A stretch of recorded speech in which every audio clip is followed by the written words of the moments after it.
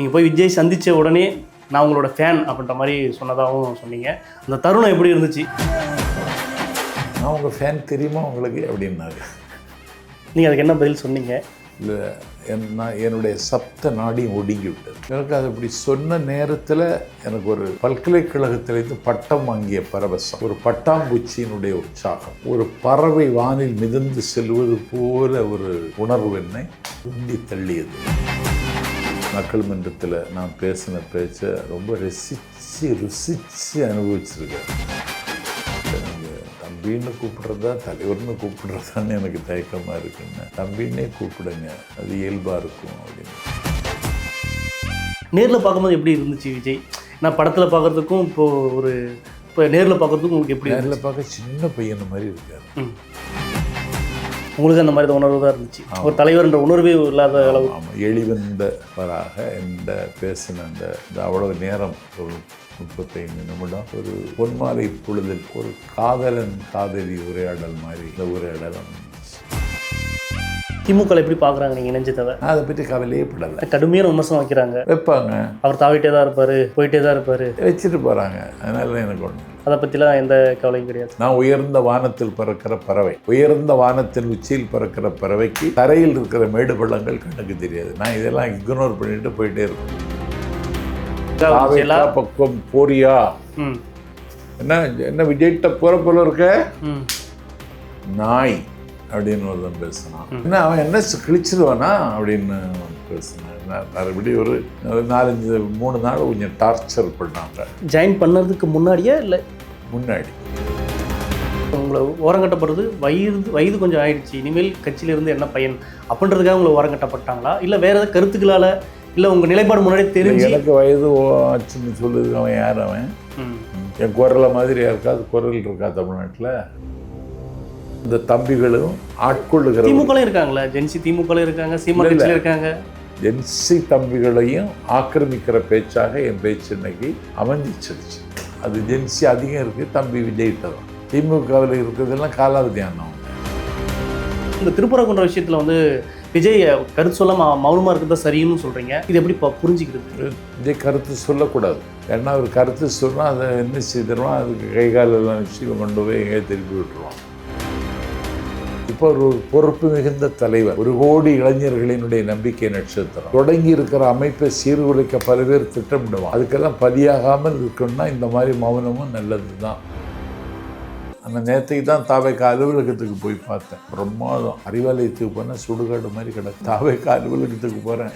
400க்கும் மேற்பட்ட தம்பிகள் லேப்டாப் வச்சு எங்கிட்டே இருக்கும். 234 தொகுதிகளில் எத்தனை வாக்காளர்கள், எத்தனை பெண்கள், எத்தனை ஆண்கள், அப்படி எல்லா லிஸ்ட்டையும் எடுத்து வச்சுட்டு அவங்க நாளைக்கே யுத்தம்னாலும் களத்துக்கு வர ரெடியாக இருக்காங்க.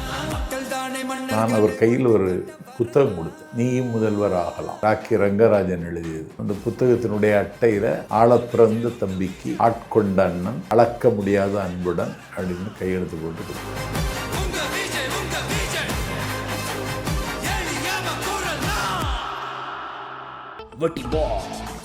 Big Boss Tamil season 9 review show நான் வர தினமும் ராத்திரி 11:30 மணிக்கு.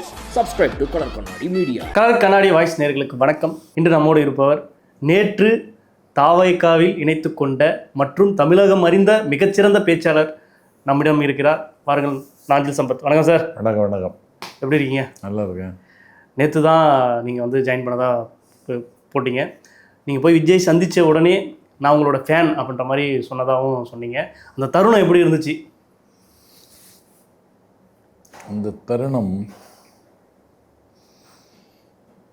காயம்பட்டு இருந்த நாஞ்சில் சம்பத்திற்கு அந்த தருணம் மருந்தாகவும் இருந்தது, விருந்தாகவும் இருந்தது. நான் அவரை சந்திக்க அழைத்து சென்ற பொழுது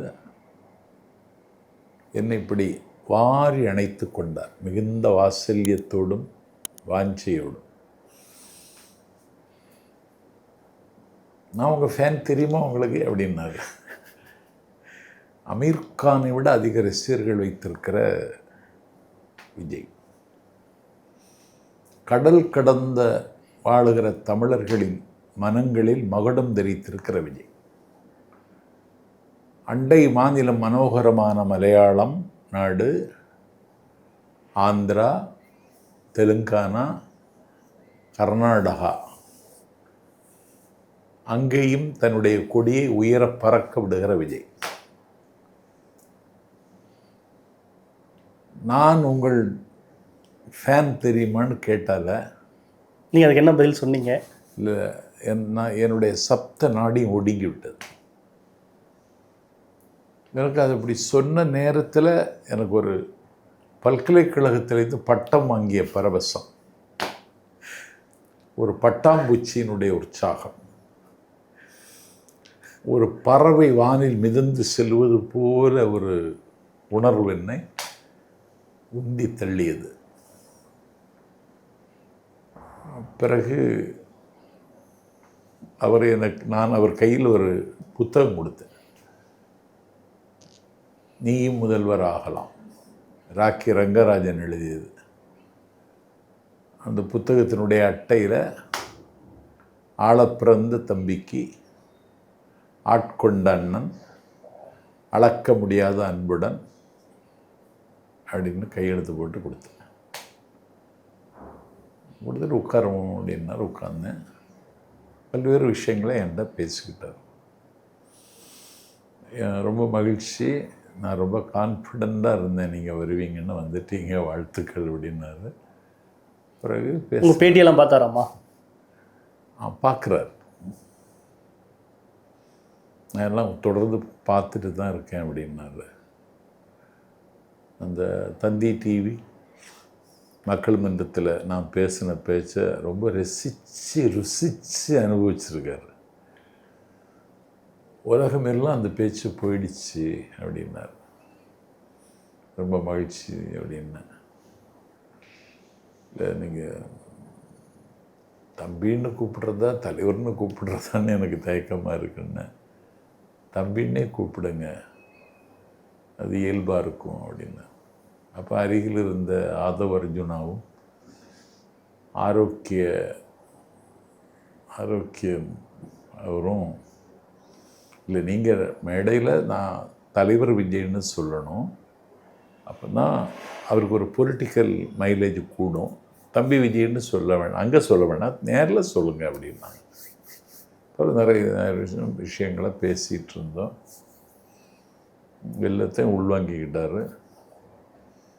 என்ன பொறுப்பு எதிர்பார்க்குறீங்கன்னு கேட்டார். பாடையில் போகிறவரை மேடையில் இருக்கணும்னு நினைக்கிறவனா,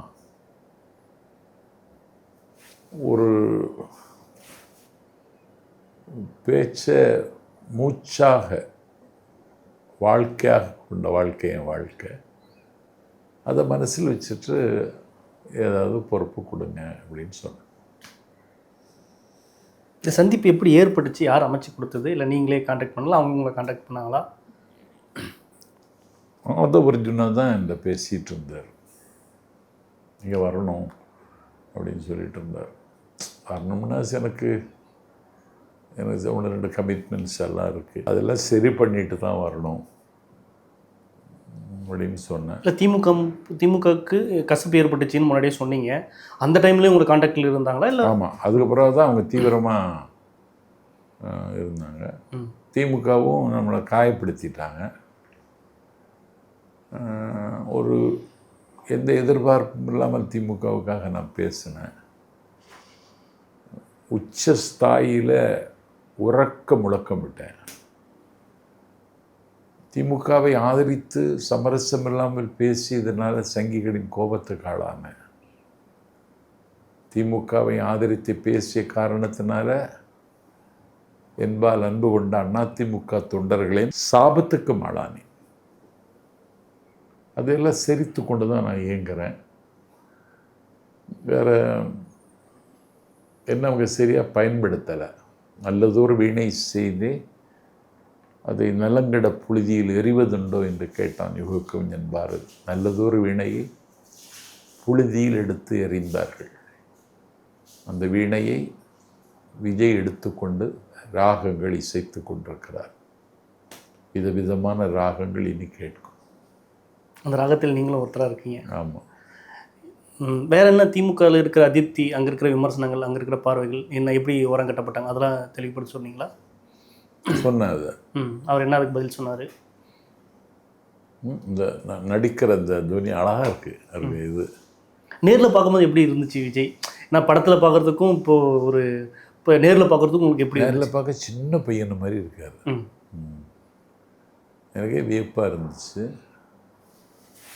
ரொம்ப உணவு கட்டுப்பாட்டில் இருப்பாரோ அப்படிங்கிற அளவுக்கு மெலிஞ்சிருந்தார். நல்ல நம்பிக்கையோடு இருக்கார். அரசியல் பார்வையில் அவர் பேசின அரசியல் விஷயங்களாக இருக்கட்டும், பார்வைகள் இங்கே ஏன்னா அவருக்கு பெருசாக அரசியல் தெரியல அப்படின்ற மாதிரிலாம் சொல்கிறாங்க. நீங்கள் நேரில் பேசும்போது அவரோட அரசியல் கூர்மையில் எப்படி இருந்துச்சு? ஒரு தொலைநோக்கு கொண்டதாக இருந்துச்சா, இல்லை எந்த மாதிரிலாம் இருந்துச்சு? அவருக்கு அரசியல் பார்வை தீட்சண்யமாகவும் தீர்க்க தரிசனமாகவும் இருக்கிற காரணத்தினால தான் 1977 இருந்து தொடர்ந்து வாகை சூடி வரலாறு படைத்த செங்கோட்டையனை கூப்பிட்டு 28 பேர் கொண்ட நிர்வாக குழுவில் ஒருங்கிணைக்கிற பொறுப்பையும் நீலகிரி, கோயம்புத்தூர், ஈரோடு, திருப்பூர் 4 மாவட்டங்களில் அமைப்பு செயலர் பொறுப்பையும் கொடுத்துருக்கிறார். ஒரு அன்பீட்டபிள் ஆரேட்டர்மாங்க. இந்த இடத்துல இருக்கிற என்னை வரவழைத்து வாசல்யத்தோடு வரவேற்று என்ன பொறுப்பு வேணும்னு கேட்டு நீண்ட நேரம் தான் ஒரு தலைவன் என்பதோ நடிகன் என்பதையோ மறந்து, உங்களுக்கு அந்த மாதிரி உணர்வு தான் இருந்துச்சு, ஒரு தலைவர் என்ற உணர்வே இல்லாத அளவு. ஆமாம், எளிவந்தவராக என்ற பேசின அந்த அவ்வளவு நேரம், ஒரு 35 நிமிடம் ஒரு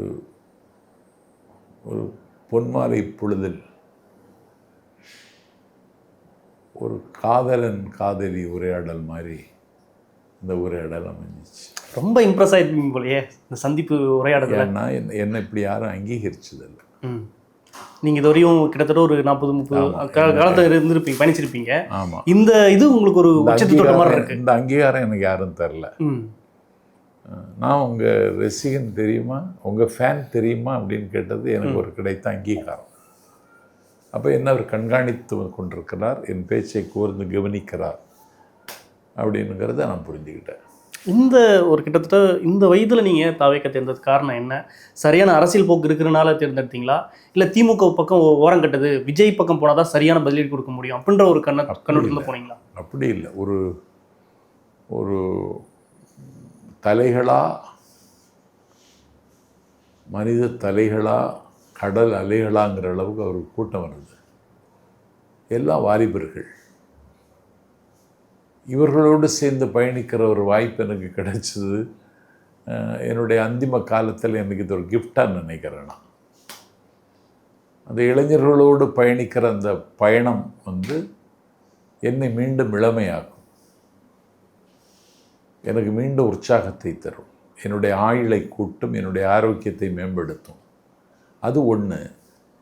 ஒரு வேடிக்கை மனிதர்களாக இருக்கிற அந்த தம்பிகள், அவனுக்கு வேறு பெரிய குறிக்கோள் லட்சியம் அப்படின்லாம் இருக்க வாய்ப்பு இல்லை. பாரதி சொல்லுவான், தேடிச்சோறு நிதம் தின்று பல சின்னஞ்சிறு கதைகள் பேசி மனம் வாடி துன்பம் மிக உழந்து பிறர் வாடப்பல செயல்கள் செய்து கூற்றுக்கீரமாயும் சில வேடிக்கை மனிதர்களைப் போலே வீழ்வேன் என்று நினைத்தாயோன்னு பாரதி பாடுவான். ஒரு வேடிக்கை மனிதர்களாக இருக்கிற தம்பிகள் தான் அந்த தம்பிகள். அவங்களுக்கு பெரிய குறிக்கோளெல்லாம் கிடையாது. அந்த குறிக்கோள் இல்லாத தம்பிகளை ஒரு குறிக்கோளை நோக்கி பயணிக்க அவர்களை ஆற்றுப்படுத்தக்கூடிய வாய்ப்பை நான் இன்னைக்கு பெற்றிருக்கிறேன். புதிய சொற்பொழிவுகளை உருவாக்குங்கன்னு சொன்னார். நான் சொன்ன முதல்ல சேர்வர்கள் கூட்டம் நடத்தணும். அப்போ தான் அந்த சேர்வர் கூட்டத்தில் கலந்து கொள்கிற பொழுது ஒரு யூனிட்டி வரும். அந்த சங்கமத்தில் ஒரு சந்தோஷம் வரும். அந்த சங்கமம் அவங்களுக்கு இருப்பை உறுதி செய்யும். அந்த சங்கமம் கமிட் பண்ணி வச்சிடும். அதில் சேர்வர்கள் கூட்டம் நடத்துங்க, நான் பேசுகிறேன்னு சொன்னேன். அதே சமயம் நீங்கள் ப்ரெஸ் மீட்டில் என்ன சொன்னீங்கன்னா, திமுகலேருந்து ஒரு மிரட்டல் ஒரு இதெல்லாம் வந்துச்சு அப்படின்ற மாதிரி சொன்னீங்க. அது யார் அப்படி சொன்னது? எந்த மாதிரிலாம் யாருலாமா? எனக்கு இந்த ஃபோனில் யார் பேசுகிறேன்னு எனக்கு தெரியாது. எந்த மாதிரி மிரட்டல்லாம் வந்துச்சு? தாவேக்கு பக்கம் போயிட்டீங்கன்னு பேசுறதுக்காக பக்கம் போறியா, என்ன விஜய்கிட்ட போகிற போல இருக்க நாய் அப்படின்னு ஒருத்தன் பேசுனான். ம். என்ன அவன் என்ன கிழிச்சிருவானா அப்படின்னு பேசினான். மறுபடி ஒரு 3 நாள் கொஞ்சம் டார்ச்சர் பண்ணாங்க. ஜாயின் பண்ணுறதுக்கு முன்னாடியா இல்லை முன்னாடி ம். கடுமையாக டார்ச்சர் பண்ணாங்க. நான் அதெல்லாம் எனக்கு நிறைய அனுபவம் உண்டு. நான் எல்லாத்தையும் அப்படி சரி அந்த ஃபோன் அது அப்படி இந்த நாஞ்சில் சம்பத்தா அப்படின்னு கேட்டோடனே நான் ஆஃப் பண்ணிவிடுவேன். அப்படி போய் சேர்ந்து இப்போ கரை சேர்ந்தாச்சு, அவ்வளோ. இல்லை நிறையா இப்போ உங்களுக்கு நெருக்கமான நிறைய அரசியல் ஆளுமைகள் இருந்திருப்பாங்க, மூத்த அரசியல்வாதிகளோட இருந்திருப்பாங்க, உங்களுக்கு சக இணையராக நீங்கள் அரசியல் கட்சி ஆரம்பிக்கும் போது இருந்திருப்பாங்க. அவங்க கூட உங்களுக்கு ஃபோன் பண்ணி போயிடக்கூடாது தப்பு அப்படின்ற மாதிரிலாம் எதனா சொன்னாங்களா? அப்படின்னு ஒன்றும் இல்லை. இன்றைக்கி விஐடி விஸ்வநாதன் என்ற பேசினார். விஐடி விஸ்வநாதன் தெரியுமா? விஐடி பல்கலைக்கழகத்தினுடைய நிறுவனர். ஒரு உலகத்திலிருந்து வருகிற மாணவர்கள், உலகத்திலிருந்து பல நாடுகளிலிருந்து வருகிற மாணவர்கள் பயிலுகிற கல்லூரி, பொறியியல் கல்லூரி. அதனுடைய ஃபவுண்டர் விஸ்வநாதன் 1967 அண்ணாவின் காலத்தில் நாடாளுமன்ற உறுப்பினர். ஜெயலலிதாவின் காலத்தில் தமிழ்நாட்டின் அமைச்சரவையில் அமைச்சர் அவர். வேலூர், சென்னை, அமராவதி, போபால் போன்ற இடங்களில் விஐடி அவர் இன்னைக்கு பேசினார். நான் இப்போ தான்டா பார்த்தேன், உனக்கு என்ன ஆச்சு, நான் இப்படியெல்லாம் நடந்துச்சேன்னா நான் ஒன்றும் எதிர்வினை ஆற்றி தவிர எனக்கு வேறு வழி இல்லை. கூட்டங்கள் ஒன்றும் இல்லை, வருவாய்க்கான ஆதாரம் ஒன்றும் இல்லை, தொடர்ந்து அவமதிக்கவும் செய்கிறாங்க, குத்தி கிழிக்கிறது மாதிரி பேசுகிறாங்க. அதனால் ஒரு நிவாரணமாகவும் இருக்கும், நான் தொடர்ந்து இயங்குவதற்கு ஒரு சூழலும் உருவாகும்னு சொல்லி தம்பி விஜய்கிட்ட போயிட்டேன் அப்படின்னு அவர்கிட்ட சொல்லிட்டேன். இல்லை இப்போ உங்களை ஓரங்கட்டப்படுறது வயது கொஞ்சம் ஆயிடுச்சு, இனிமேல் கட்சியிலேருந்து என்ன பயன் அப்படின்றதுக்காக உங்களை ஓரங்கட்டப்பட்டாங்களா, இல்லை வேறு ஏதாவது கருத்துக்களால், இல்லை உங்கள் நிலைப்பாடு முன்னாடி தெரிஞ்சு? எனக்கு வயது ஆச்சுன்னு சொல்லுறதுக்கு அவன் யார்? அவன் என் குரலை மாதிரி யாருக்காவது குரல் இருக்கா தமிழ்நாட்டில்? நான் இன்னும் பயணிக்கிறேனே, 730 கிலோமீட்டர் கன்னியாகுமரியிலேருந்து புறப்பட்டு நான் சென்னைக்கு வர்றேனே, தொடர்ந்து உங்களை மாதிரி யூடியூபர்களை சந்திக்கிறேனே. இல்லை வயது என்னது? ஸ்டாலினுக்கு என்ன ஓரங்கட்டப்பட்டதுக்கு உங்களுக்கு ஒரு எக்ஸாக்ட் காரணம் தெரியுங்களா? ஓரம்பட்ட காரணம் விஜய் தான். விஜய்க்கு சுப்ரீம் கோர்ட்டு சிபிஐ என்கொயரின்னு கரூர் தீரத்துக்கு சொன்னது. என்னோட குமுதம் இணையதளம் ஒரு கேள்வி கேட்டாங்க, இது தாவேக்காவுக்கு கிடைத்த வெற்றி, அடுத்த அடியை எடுத்து வைக்க முடியாமல் திணறிக் கொண்டிருக்கிறவர்களுக்கு, திக்குமுக்காடி கொண்டிருந்த தாவேக்காவுக்கு, திசை தெரியாமல் திரித்த தாவேக்காவுக்கு மீண்டும் பயணிப்பதற்கு உச்சநீதிமன்றம் ஒரு வாசலை திறந்து வைத்திருக்கிறதுன்னு சொன்னது தான். வேறு ஒன்றும் நான் செய்யலை. இல்லை அது சரியான அது முன்முடிவாக இருந்துச்சு, ஏன்னா சிபிஐ கொடுத்து சரியான தீர்ப்பு அப்படின்ட்டு ஒரு நியாயத்தோடு சொன்னதுனால அப்படி இருந்துச்சு. இல்லை விஜய் பக்கம் போகலான்ற ஒரு கருத்தோடு அப்போ ஒரு முன் வச்சிங்களா அந்த கருத்தை? இல்லை அதெல்லாம் சொன்ன உடனே அவங்களுக்கு காண்டாயிடுச்சு. உடனே ரியாக்ஷன் ஆரம்பிச்சிட்டாங்க. 5 கூட்டத்தை ரத்து பண்ணிட்டாங்க. வள்ளுவர் கோட்டத்தில் நடந்த அறிவித்திருவிழாவுக்கு எனக்கு இடம் இல்லைன்ட்டாங்க. சரி, அவங்க அப்படி அதுதான் திமுகவுக்கு இயல்பு. அது முன்னாடி தெரியாதனால தான் திமுகவில் சேரலைன்னா, இல்லைன்னா கட்சி விட்டு நீக்கிறோம், தொடர்பு கொள்ளாதீங்கன்னு சொல்லி விட்டுருப்பாங்க. நீக்க முடியாது, நான் இல்லையே, அதுதான் காரணம், வேற ஒன்றும் இல்லை. கிட்டத்தட்ட மதிமுகவில் பயணிச்ச ஆரம்பித்து இப்போ கிட்டத்தட்ட இப்போ தாவேக்காக்கு வந்துட்டீங்க. இங்கே நிரந்தரமாக இருக்க மாட்டார், அவர் அப்பப்போ அப்படி மாறி போயிட்டே இருப்பார் அப்படின்ற மாதிரி விமர்சனம்லாம் வச்சுட்டே இருக்காங்க. எப்படி பார்க்குறீங்க? அப்படி ஒன்று நான் எங்கேயும் மாறலையே. வைகோவுக்கு ஆபத்து இருந்தபோது திமுக வந்து கலகம் செய்துட்டு வெளியேறினேன். வைகோவுக்கு இயக்கத்தில் 19 ஆண்டு காலம் பணியாற்றிய பொழுது என்னை கொலை செய்வ திட்டமிட்டார்கள். அப்போ நான் வெளியேறி அடைக்கலம் தேடினேன் ஜெயலலிதாவிடம். அவ்வளோதான், நான் வேறு ஒன்றும் கட்சி ஒன்றும் மாறலையே. அமமுக இருந்ததாகவும் சொன்னாங்க. இது கட்சிக்கு வர முன்னாடி மலை சத்தியா கட்சி ஓப்பன் பண்ணும்போது நீங்கள் அந்த கூட்டத்தில் இருந்தீங்க. அது வாழ்த்தி பேச போனேன். என்னை போல வைகோவால் பாதிக்கப்பட்டவன், அவன் ஒரு நிகழ்ச்சி வச்சுருக்கான், தொடங்க வைக்க வாங்கன்னா போனேன், பேசினேன், அவ்வளோதான்.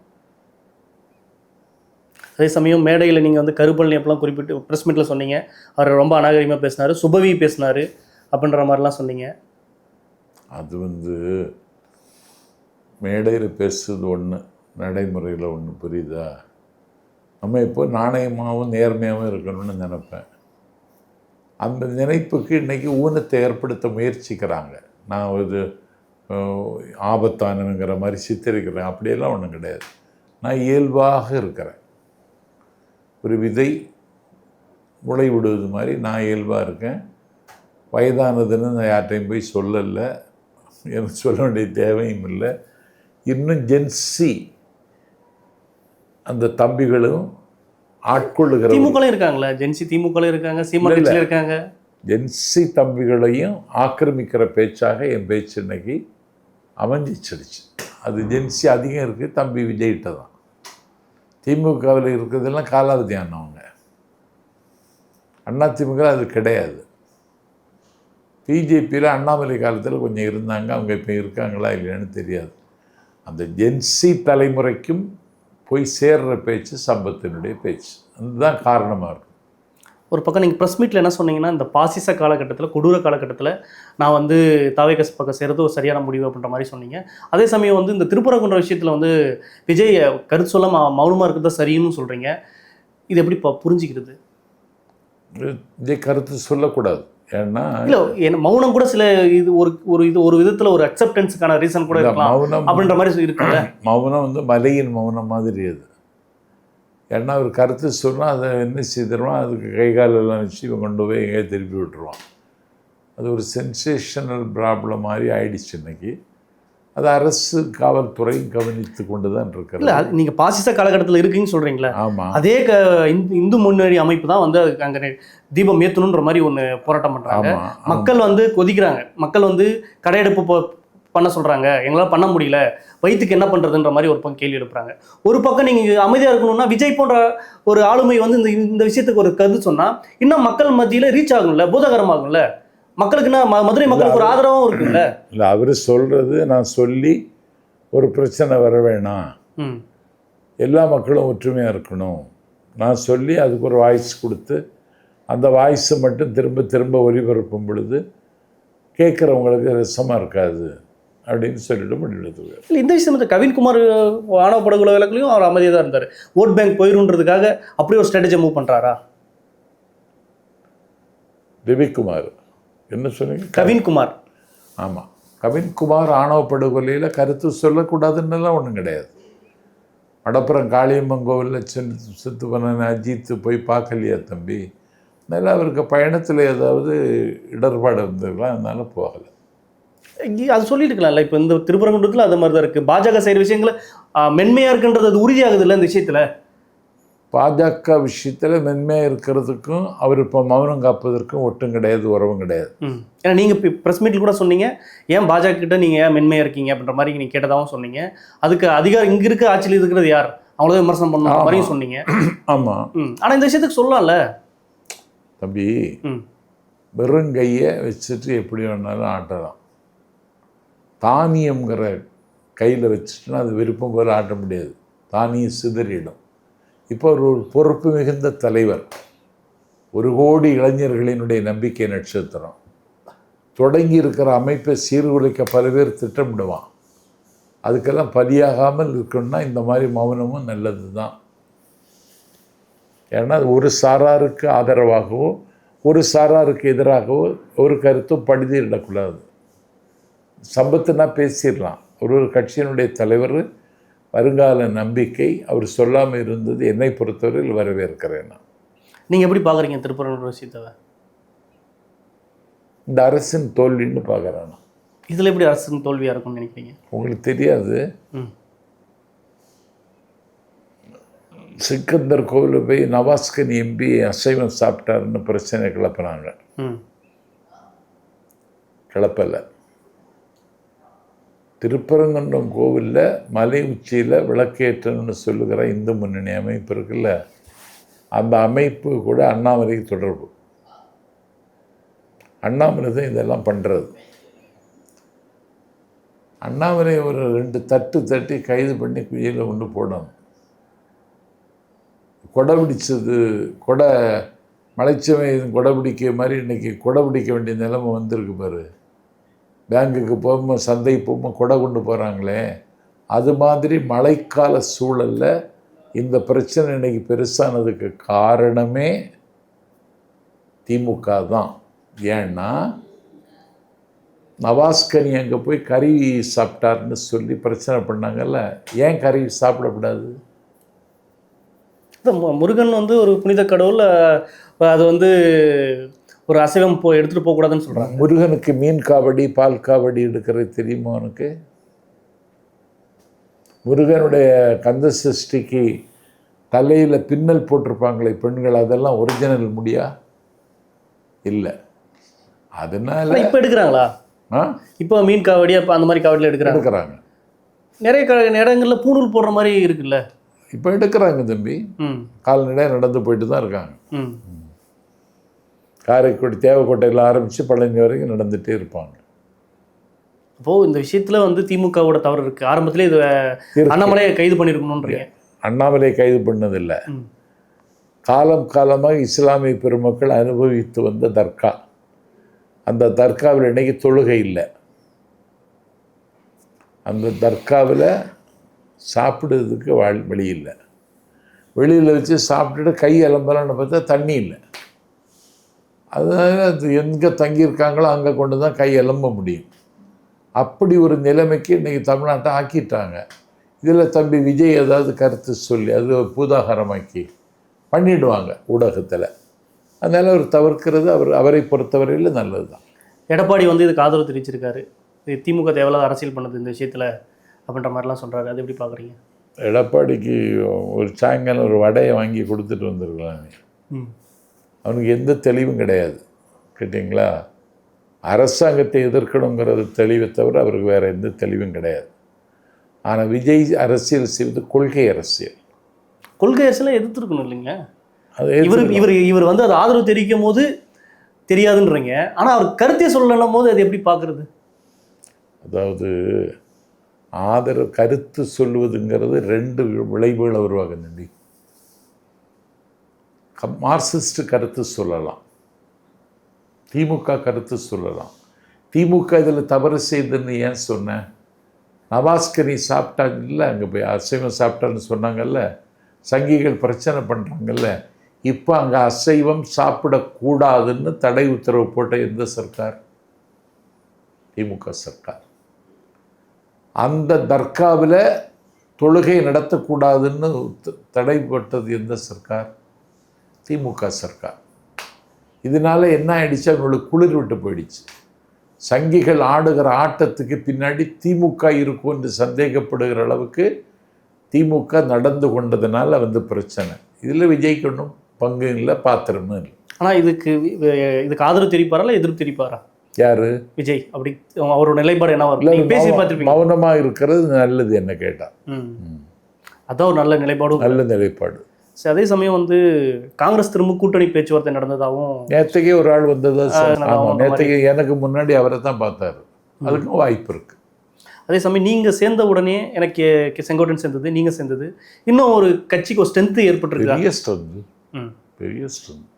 எப்படி இது ஊடக மத்தியிலையும் திமுக மத்தியிலையும் மற்ற இடதுசாரி இயக்கங்கள் விசிகாலாம் எப்படி பார்க்குறாங்க? இதை ஒரு அச்சுறுத்தலாக பார்க்குறாங்களா? விஜய் ஒரு நல்ல கோர்ஸை வளர்ந்துட்டாரு. விசிகாவும் கம்யூனிஸ்டும் கூட திமுக கூட்டணியில் இருக்குமான்னு எனக்கு டவுட் இருக்கு.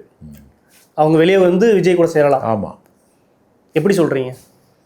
என்ன காரணம்? அதிகம் சீட்டு கேட்பாங்க, கொடுக்க மாட்டாங்க. திமுக இனி 200 தொகுதியில் நின்னாதான் ஆட்சி அமைக்க முடியுங்கிற அளவுக்கு திமுக இழைச்சி போச்சு, களைச்சி போச்சு. இதில் அதிக சீட்டு காங்கிரஸ் வேணும்னு கேட்டால் அந்த கலக குரல் இன்னைக்கு கேட்க ஆரம்பிச்சு. ராஜேஷ்குமார் கன்னியாகுமரியில் பேசிட்டார், திருச்சி வேலுசாமி பேசிட்டார், மாணிக்க தாகூர் எம்பி பேசிட்டார். இன்னைக்கு ஒரு காங்கிரஸ் கட்சியின் சார்பில் ராகுல் காந்தியினுடைய பிரதிநிதி விஜய் வந்து சந்திச்சிட்டார். அதனால் அந்த கூட்டணிக்கு வர்றதுக்கு வாய்ப்பு இருக்குது. காங்கிரஸ் போனால் நம்மளும் போயிடலான்னு கம்யூனிஸ்டும் இவங்களும் வந்துடுவாங்க. இல்லை, கொள்கை கூட்டணி சொல்கிறாங்கல்ல, கொள்கைன்னா பாஜக எதிர்ப்பதே முதன்மையான ஒரு கோட்பாடுன்ற மாதிரி சொல்கிறாங்க. ஆனால் இந்த மாதிரி திருப்பரங்குன்ற கருத்து தெரிவிக்காமல் அவங்க மௌனமாக இருக்கிற தலைமை எப்படி ஏற்றுட்டு வருவாங்க?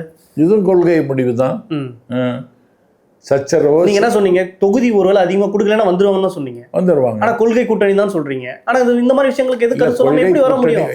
மார்க்சிய கம்யூனிஸ்ட் கட்சி கொள்கை இருக்கு, ம். இந்திய கம்யூனிஸ்ட் கட்சி கொள்கை இருக்கு, விடுதலை சிறுத்தைகளுக்கு கொள்கை இருக்கு. ஆனா கொள்கை கூட்டணி கரை சேரணுமே, அதிகாரத்துல வரணும்ன்றீங்க. அதுக்கு என்ன வழி இருக்கு? தம்பி விஜய்க்கு வர்ற கூட்டம் வேற யாருக்காவது வருதா? Abundant great mass. இந்த மாதம் தமிழ்நாடு இப்போ தான் பார்க்குறது, நானே இப்போ தான் பார்க்குறேன். திமுக எப்படி பார்க்குறாங்க நீங்கள் இணைஞ்சதவை? நான் அதை பற்றி கவலையே படலை. கடுமையான விமர்சனம் வைக்கிறாங்க. வைப்பாங்க. அவர் தாவிட்டே தான் இருப்பார், போயிட்டே தான் இருப்பார், வச்சுட்டு போகிறாங்க. அதனால எனக்கு ஒன்றும் இல்லை. அதை பற்றிலாம் எந்த கவலையும் கிடையாது. நான் உயர்ந்த வானத்தில் பறக்கிற பறவை. உயர்ந்த வானத்தின் உச்சியில் பறக்கிற பறவைக்கு தரையில் இருக்கிற மேடு பள்ளங்கள் கண்ணுக்கு தெரியாது. நான் இதெல்லாம் இக்னோர் பண்ணிட்டு போயிட்டே இருப்பேன். அடுத்து உங்கள் தாவேக்க காதல மேடை பேச்சு தான் நீங்கள் படை போக வரையும் மேடை இருக்கணுன்ற மாதிரி சொன்னீங்களே, அது எப்போ அந்த பேச்சு தொடங்கும், எப்போ பார்க்கலாம்? சீக்கிரமாக தொடங்கிடுவாங்க. 9ஆம் தேதி பாண்டிச்சேரி விஜய் பேசுகிறாரு, அதுக்கப்புறம் என் டூர் போட்டுருவாங்க. அடுத்தடுத்து விஜயோட மூவ் எப்படி இருக்கும்? ஏன்னா புதுச்சேரியில் ஒரு பர்மிஷன் கேட்டாங்க, அனுமதி மறுத்தாங்க, பொதுக்கூட்டத்தெல்லாம் கேட்டிருக்காங்க. தமிழ்நாட்டில் அடுத்தடுத்த நிலைமைகள் எப்படி இருக்கும்? தேர்தல் வேலைகள்லாம் கொஞ்சம் போல் இடையூறெல்லாம் பண்ணி பார்ப்பாங்க. அந்த நேரத்துக்கு தான் தாவேக்கா அலுவலகத்துக்கு போய் பார்த்தேன். பிரம்மாதம். அறிவாலயத்துக்கு போனால் சுடுகாடு மாதிரி கிடக்கு. தாவேக்கா அலுவலகத்துக்கு போகிறேன், 400க்கும் மேற்பட்ட தம்பிகள் லேப்டாப் வச்சு எங்கிட்டே இருக்கோம். 234 தொகுதிகளில் எத்தனை வாக்காளர்கள், எத்தனை பெண்கள், எத்தனை ஆண்கள், அப்படி எல்லா லிஸ்ட்டையும் எடுத்து வச்சுட்டு அவங்க நாளைக்கே யுத்தம்னாலும் களத்துக்கு வர ரெடியாக இருக்காங்க. திமுகவும் அதை தானே இருக்கு. அப்படி ஒன்றும் இல்லை. நீங்கள் லாஸ்ட் டைம் பேட்டி எடுக்கும்போது தானே சொன்னீங்க, திமுக நாளைக்கே தேர்தல்னா கூட தயாராக இருப்பாங்க. சந்திப்பாங்கன்னா அதை விட இது பிரமாதமாக இருக்குது. நீங்கள் கணிக்க முடியாத அளவுக்கு இருக்கு. இது ஒரு பெரிய ஒரு இதாக தான் இருக்கும். சாதாரணமாக சிறுமியை பார்க்கலாம். ஆமாம், நான் இப்போ ஆச்சரியப்பட்டுட்டேன். எல்லாம் டெக்னாலஜி வைஸாக இருக்காங்க எல்லாம். சரி, ஓகே சார். பல்வேறு அரசியல் சார்ந்த தகவலை பகிர்ந்துட்டு மற்றொரு பேசி பண்ணுறீங்களா? நன்றி, வணக்கம். வட்டி Boss Bigg Boss Tamil season 9 review show நான் வர தினமும் ராத்திரி 11:30 மணிக்கு. Subscribe to Colour Kannadi media.